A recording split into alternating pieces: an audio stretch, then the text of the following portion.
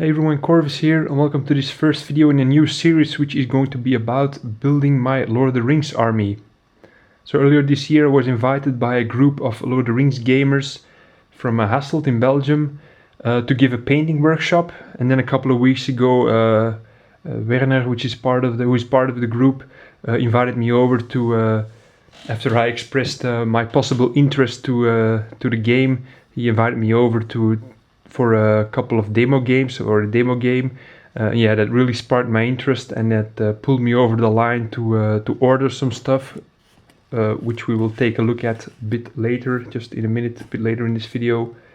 So yeah, it really got me interested again in the game. I had a little bit of experience with Lord of the Rings or the Hobbit with the starter set. Played a couple of games from the Hobbit starter set, but never really got to completely painting the entire set and completing all the campaigns from the starter set. But basically, really enjoyed the rules in this short demo game. So then I went to the GW website and took a look at all the armies, and there was really one army that really suited my painting style and really triggers my motivation and inspiration to start painting, and it's the Mordor army. So I decided to order some plastic troops from the GW site. There's also a blister in here with the metallic model. We'll get to that in a minute. From the GW site, and then I went online on eBay, to be more specific, and I searched for some commanders, so some characters. There's a lot of stuff still available on the GW website, but there's a lot of stuff re-released in Finecast. Now I'm not really going to plan putting Finecast in my army, so I've given myself the challenge to search for those out-of-print models in metal. And yeah, if you look around on eBay and on Facebook, then yeah, you can still find these models. There are especially certain models, which I'll show you in a minute. They're really widely available and they're not that expensive. So let's have a look at the GW order first. As you might know, GW is planning to re-release all the miniatures or most of the miniatures of the Lord of the Rings line and the Hobbit line. And this is probably going to be called something like Middle-earth strategy battle games. And that's also, I think, the reason that you can still see this one has the original Lord of the Rings box art. But then there are a couple of other packages that do not have this box art, but they just have this neutral kind of packaging. And I think that's really because they're waiting for new boxes to be designed. Or else, if you order online, I don't really order that much plastics at GW. Maybe they always put it in this box, I'm not really sure, but I think it's really striking to see this one in the original box art and this one in the neutral packaging. Let me just remove these plastics first. Okay, so these are mostly plastic troops. So these are the regular rank and file Mordor orcs.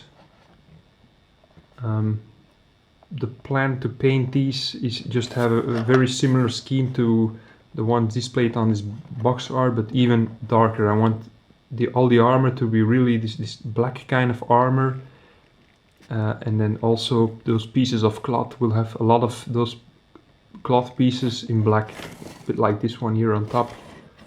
This guy is mostly even darker than this one, the armor, the metallic armor, and then the clothing will be black. And then for the skin color, you can also see this on the box art. Better to see it on the back, that those arcs, yeah, they all have a kind of different skin tone. Green is more of a gray green, and it is more towards the red. So that's also something I want to do with my orcs, is have 3 or 4 different skin tones. So these are 12 plastic orcs. And then these models, they're the Morgul Knights, so they're mounted figures. Let me just briefly open this. These are also models that were in the past released in metal, if I'm correct, but for me, if they're in plastic, then I'm happy to buy plastics still like plastics more to do gaming, and like I already said, what I don't like to do gaming is Finecast, of course. So just having plastics for the rank and file troops, and then having commanders and the characters in metal. That's how I like it, basically. So this is the other type of rank and file orc, the Moranon orcs. They have a bit more armor and they cost a point more, I guess. I think. So as you can see, they have a bit more armor on them, a bit more armored, and that makes them 1 point more expensive.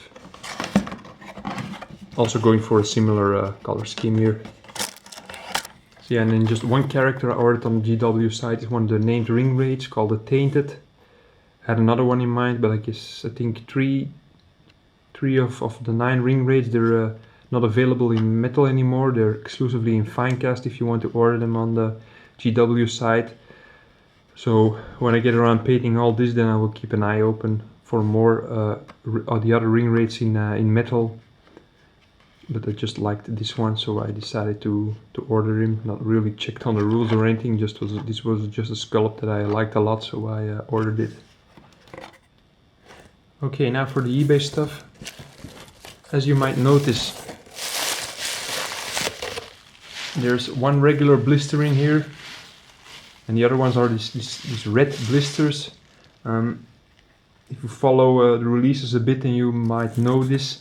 These are actually miniatures which came bundled with a magazine. So there used to be a monthly or a bi-monthly magazine on Lord of the Rings strategy battle game, and then each magazine had like a bit of sprue or one miniature or a couple of miniatures with them, so that you could really every month or every 2 months play with this, learn the rules of this specific character, and assemble it, paint it, and game with it. So these red blisters are the ones you can find mostly on eBay quite cheaply. I think I paid 4 or 5 pounds or a bit more, a bit less for each of these red blisters. So it's really a good starting point to get started with the Lord of the Rings army, which is not too expensive. So this first miniature is an orc commander, just a regular guy that goes with one of the 2 units of orcs. And this is another one that you can see popping up in armor lists here and there. It's a orc shaman, pretty cool sculpt, I think. And then this character is called Gorbag. So then there's this other character called Shagrat, which is also a leader of the orcs. And then this guy Gruznak is called, pretty cool sculpt as well. And then this one was on sale also with the same seller, so I decided to go for this. Also still available on GW side, but in resin, so I wanted a metal one. This is Gothmog, both mounted on this warg, and then there's a model on foot also here. So that's all for this first video in a new series. I hope there will be a lot of videos to follow. If you join me on this and want to join me on this exciting project, I'm probably just going to paint up what I usually do when I do such projects. You just start painting up some of the rank and file models, but really the target is to have a small playable force as soon as I can. So there will probably be just the rank and file miniatures, 12 of these and then 12 of the other type of orcs, each with a character, so that I can also have some variation while painting. Really looking forward to painting these characters also, by the way, especially these ones. So I hope you will join me in this project. If you're not already a subscriber, just pressing the subscribe button, which is on the screen now, so that you won't miss any episodes in this series, or otherwise support me by pressing the like button and posting a comment. I really want to know if you're also into Lord of the Rings strategy battle game, you're still playing it, or you played it in the past, what your experiences are. That would be cool if you could put that in a comment. That's all for this video. I hope you enjoyed it. See you in one of the next episodes. Bye.